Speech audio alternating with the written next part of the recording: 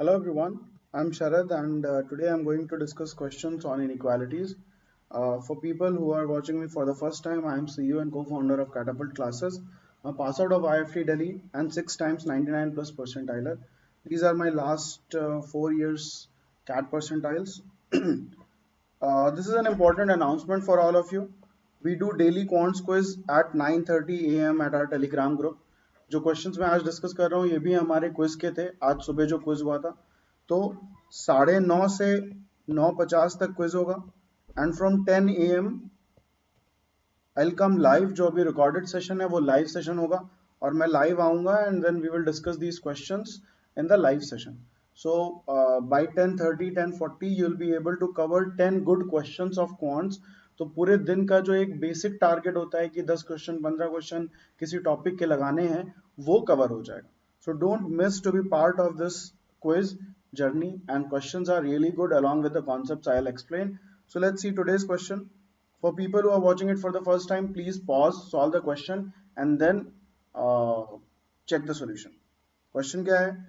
If a plus b plus c equals to 10, find the maximum value। तो हमें क्या बताना है? मैक्सिमम वैल्यू बतानी है a minus 1 b minus 2 into c minus 5 की। This condition is given a greater than equal to 1, b greater than equal to 2 and c greater than equal to 5। Why is this condition given to us? This condition is given to us to ensure that these terms are positive। तो am greater than equal to gm की जो inequality होती है इसकी basic condition है कि सारे के सारे terms greater than equal to 0 होने चाहिए। तो इस condition से हमारी ये जो prerequisite condition थी for applying am greater than equal to gm inequality has been fulfilled। Now we can directly go there। तो अब हमारे पास है a minus 1 b minus 2 और c minus 5। तो इसका अगर हम am निकालें तो क्या होगा? a minus 1 plus b minus 2 plus c minus 5 by 3 because we have 3 terms is greater than equal to a minus 1 into b minus 2 into c minus 5 whole raised to 1 by 3। अब इसकी value क्या है? इसकी value हमें a plus b plus c 10 पता था तो हम यहाँ पे रिप्लेस कर देंगे तो हमारे पास क्या हो जाएगा? 10 minus 8 by 3 that is 2 by 3 is greater than equal to a minus 1 b minus 2 c minus 5 whole raised to 1 by 3। तो ये हो जाएगा 8 by 27 is greater than equal to a minus 1 b minus 2 and c minus 5। so इस term की minimum value क्या हो गई हमारे पास? 8 by 27। so your answer is 8 by 27। Next question पे आते हैं। If x y and z are distinct positive integers and x plus y plus z equals to 11 then the maximum value of x y z plus x y plus y z plus zx। now you can see that this expression is a symmetrical expression। Symmetrical expressions क्या होते हैं? Symmetrical expressions वो expressions होते हैं जहां पे अगर हम एक वेरिएबल को दूसरे वेरिएबल से रिप्लेस कर दें तो एक्सप्रेशन में कोई चेंज नहीं आएगा। यानी कि इसमें अगर हम x की जगह y रख दें और y की जगह x रख दें तो ये एक्सप्रेशन सेम रहेगा। तो इन एक्सप्रेशंस को हम लोग सिमेट्रिकल एक्सप्रेशंस बोलते हैं। अब यहाँ पे मिनिमम या मैक्सिमम आएगा जब सारे वेरिएबल इक्वल होंगे यानी कि x equals to y equals to z. अब हमारे पास ये कंडीशन दी हुई थी लेकिन यहाँ पे हम इक्वल नहीं रख सकते हैं बिकॉज क्वेश्चन क्या कह रहा है? Distinct positive integers. सो अगर हम इक्वल नहीं रख सकते हैं तो हम उनको क्लोजेस्ट पॉसिबल रखने की कोशिश करेंगे। जितना क्लोज रख पाओ उतना क्लोज रखने की कोशिश करो। x y और z के पॉसिबल वैल्यूज क्या होंगी?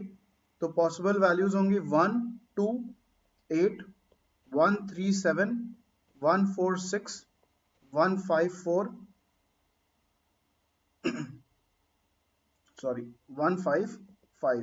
now 1 5 5 is not possible because हमें यूनिक वैल्यूज चाहिए थी तो ये वाला टर्म एलिमिनेट हो जाएगा। इसका मतलब अब 1 से लेके जितने भी बनने वाले थे वो सारे के सारे बन गए। तो अब 2 से शुरू करो। सो 2 3 5 हो गया 6 2 4 5।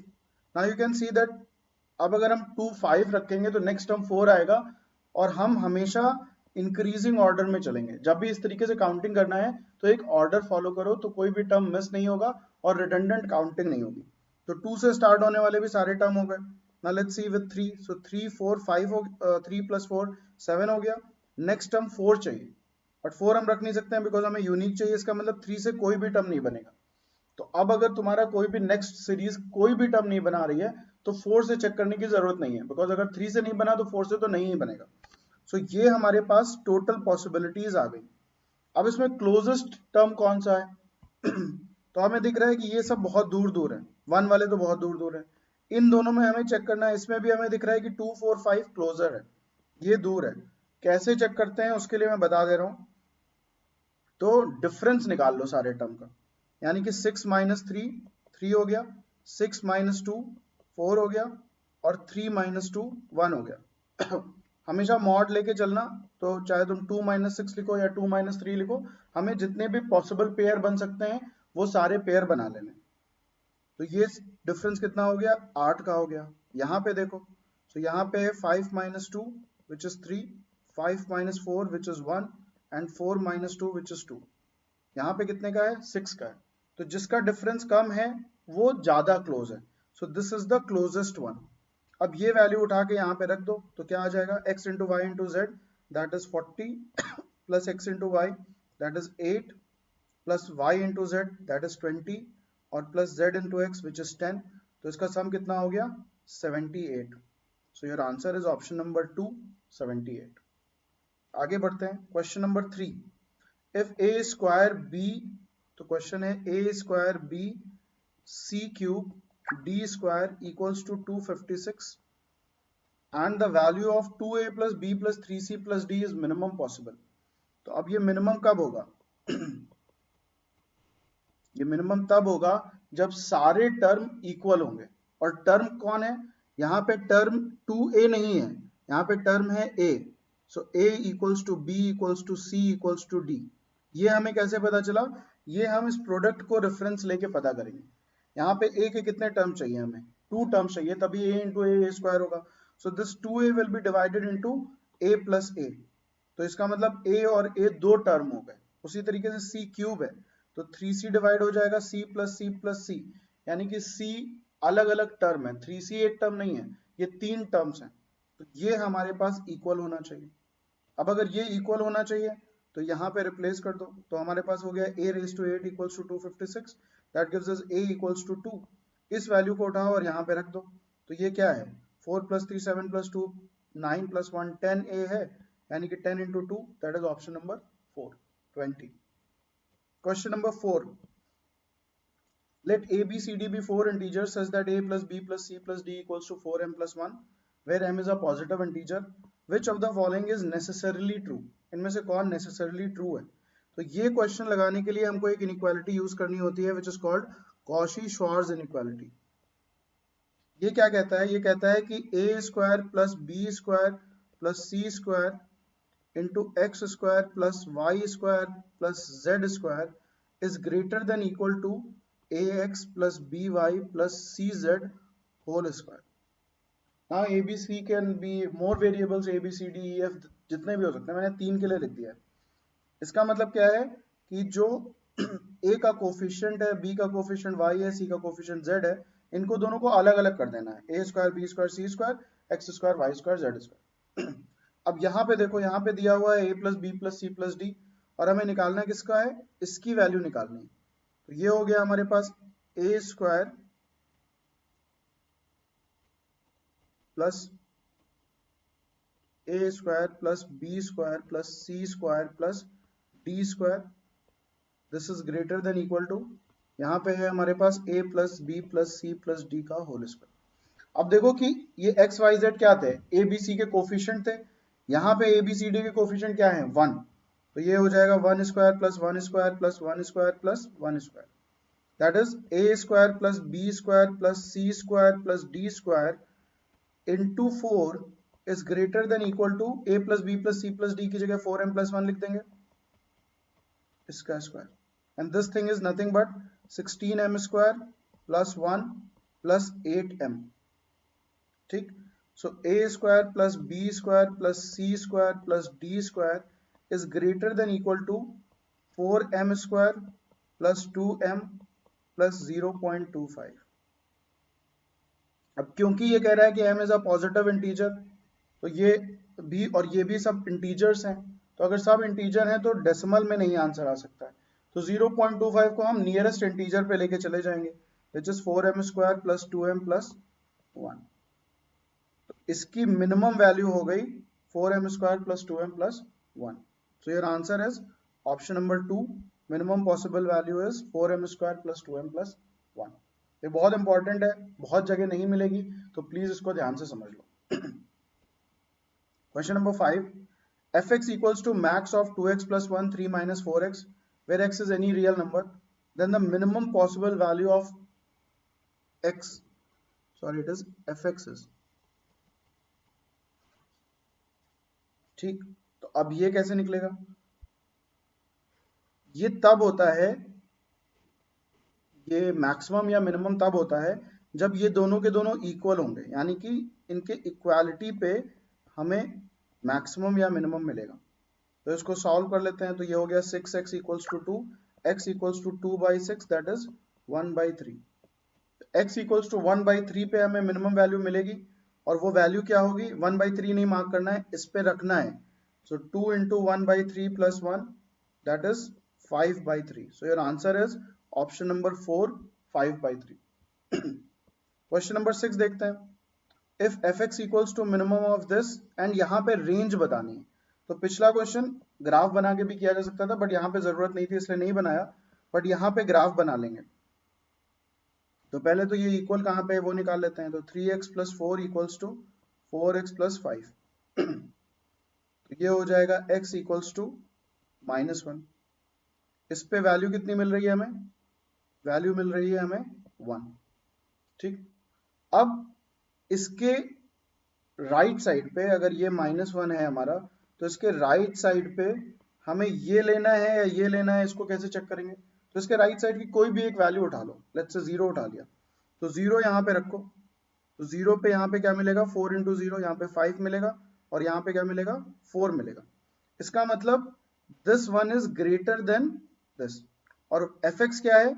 fx देखो तो fx मिनिमम है, इन दोनों में से जो मिनिमम वैल्यू होगी वो fx की होगी, यानी कि इसके राइट साइड पे, -1 के राइट साइड पे हमें किसकी वैल्यू लेनी है?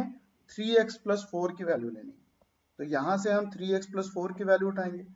तो बाय डिफॉल्ट इसके लेफ्ट साइड पे हम 4x प्लस 5 की वैल्यू उठाएंगे। ये भी चेक कर लो, -1 की जगह -2 रख लेते हैं लेफ्ट साइड की वैल्यू। तो -2 रखोगे तो क्या मिलेगा? ये हमें देगा 3 इंटू -2 6, -6 प्लस 4 -2, और ये हमें देगा 4 इंटू -2 -8 प्लस 5 -3। अब इन दोनों में ये वैल्यू छोटी है, और हमें क्या चाहिए था? मिनिमम चाहिए था, यानी कि लेफ्ट साइड पे हम 4x प्लस 5 लेंगे। ठीक, तो अब हमारे पास ये आ गया, x इक्वल्स टू -1 पे हम 1 ले रहे हैं, -1 के राइट साइड पे जो भी वैल्यू हमें निकालनी है वो हम 3x प्लस 4 पे निकालेंगे, और लेफ्ट साइड पे हम 4x प्लस 5 पे निकालेंगे। अब ये रेंज क्या है? -3 से लेके 5 तक है। तो -3 यानी कि लेफ्ट साइड पे है, इस पे निकालना है। तो -3 पे क्या होगा? 4 इंटू -3, दैट इज -12 प्लस 5 7, यानी कि -7। और 5 पे निकालना है, 5 -1 के राइट साइड पे, यानी कि इस टर्म पे वैल्यू निकालना है। सो 5 इंटू 3 15 प्लस 4 19। तो ये हमारे पास दो वैल्यूज आ गई। अब इन वैल्यूज का हमें सम निकालना है, तो सम कर लेते हैं। -7 plus 19, that is 12। That is your answer is option number 1। अगर ग्राफ भी बनाओगे तो ग्राफ ऐसा होगा, दोनों में ही x का कोफिशिएंट पॉजिटिव है, तो स्लोप जो होगा, ये 3x प्लस 4 की लाइन बना रहा हूँ ब्लू कलर से, मान लो ये ऐसी है। अब पिंक कलर से 4x प्लस 5 की लाइन बना रहा हूँ।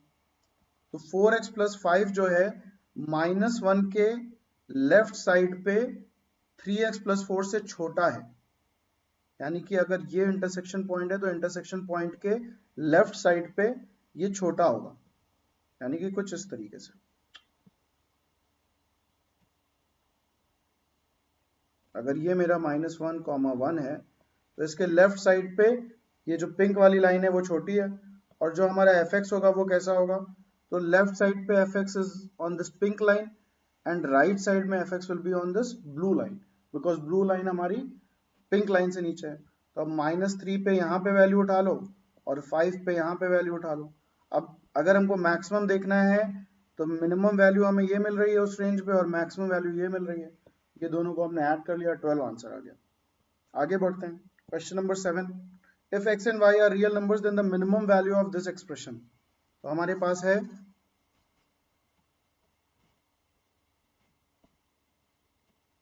X square plus 4xy plus 6y square minus 4y plus 4। अब इसको क्वाड्रेटिक में कन्वर्ट कर लो। क्वाड्रेटिक में कैसे कन्वर्ट करेंगे, x square plus 4xy plus 4y square, 6y square को मैंने 4y स्क्वायर कर दिया, तो ये हो जाएगा 2y square minus 4y plus 4। ठीक है, ये चीज क्या हो गई, ये चीज हो गई x प्लस 2y का होल स्क्वायर। और ये क्या हो जाएगा, इसको देखते हैं। तो 2 अगर हम कॉमन ले लें तो ये हो जाएगा y square minus 2y plus 2। इसको हम आगे लिख सकते हैं, सिर्फ इस पे फोकस करो। इसको हम आगे लिख सकते हैं y square minus 2y plus 4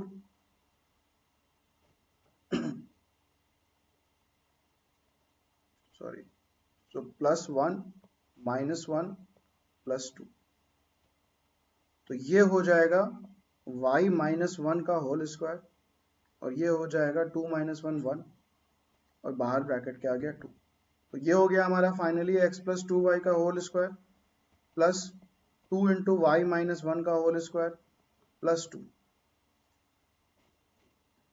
ठीक है, तो अब जब ये देख रहे हो तो इसकी अगर मिनिमम वैल्यू चाहिए तो ये जो ये टर्म है इनको अगर हम जीरो कर दें तो हमारी मिनिमम वैल्यू 2 हो जाएगी, बिकॉज जो स्क्वायर है वो हमेशा पॉजिटिव होगा।